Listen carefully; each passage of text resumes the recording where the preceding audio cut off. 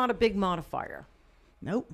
You don't put remember I called you that one time up. I'm like, tearing all my brows are coming back 2 years later with a little red in it. Yeah. You're like, well, what are you doing? I did like dark toffee, like 3/4 dark toffee with a quarter you of ungray. You were putting a quarter ungray in your stuff. Ungray. And I'm thinking, holy shit. And it was my fault. Yeah. I totally owned it. I know. And that's like, okay, I'm just going to modify with colors for a little while. Just because it was my own fault. They didn't see the red undertones that I saw. And I remember I called you. I'm like, Tina, what the hell am I doing wrong? And that was years ago. I learned from that. But you weren't the only one. Yeah. There was a period in the industry where ungray and gray vanish. Gotta have it. It just felt like everybody was just over slamming modifying a ton of ungray, a ton of gray vanish into every color for every client. I'm like, how did this happen? How did we get here?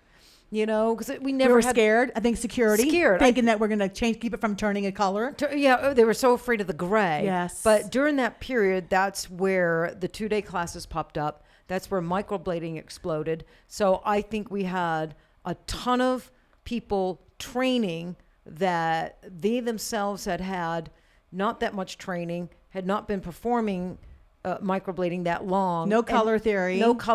Now they are trainers. And so they're teaching their students everything that they didn't know. Like so you don't get gray, put ungray or orange in everything. Mm-hmm. And it became an epidemic. Mm-hmm. And the sad part about that is not the clients that ended up with orange eyebrows, because that can be fixed. I think the saddest part about that was for the people at LI. The wonderful people at LI. LI got a bad reputation for a while there that our colors turned orange, red, and they had never had in 25 years.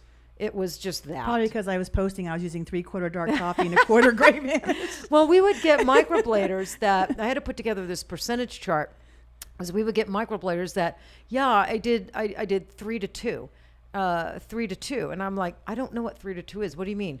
3 drops to dewdrops or whatever. Yes, 3 drops classic brown, 2 drops ungray, and I'm like, wow. So you're like. Is that like 2/5? You're 2/5 on gray? And I would make this percentage chart and I'm like, oh my goodness. You can't even be 1/5. You can't even be like 10%. Yeah. It's like, those modifiers, they're stronger than the target colors. And so, you're talking, the most you should probably be is like 5%. 5% of your target color, a modifier. If you even use a modifier, right? On 50, 60...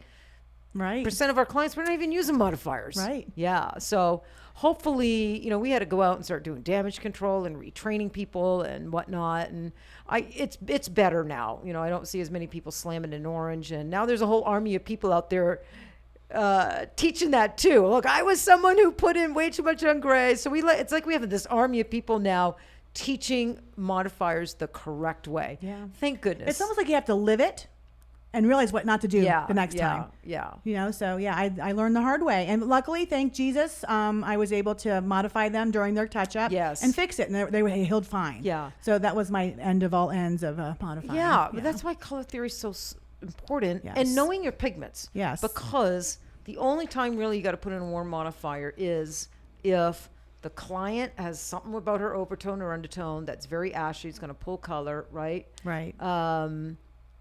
Or you're using a really dark, cool color. Right. You might want to put just a little bit of warmth to help prevent ashing. Yeah. But other than that, you really shouldn't be adding too much modifiers. Use them sparingly. I do now. Yeah. And my results have been healing amazing. Amazing? Amazing. Okay. Let me see what else I got on my cue card. Are you having fun so far? This is fun. Yeah. Do you like your Tatter-a-fact mug? I do. Yeah. You do? I love my Tatter-a-fact mug.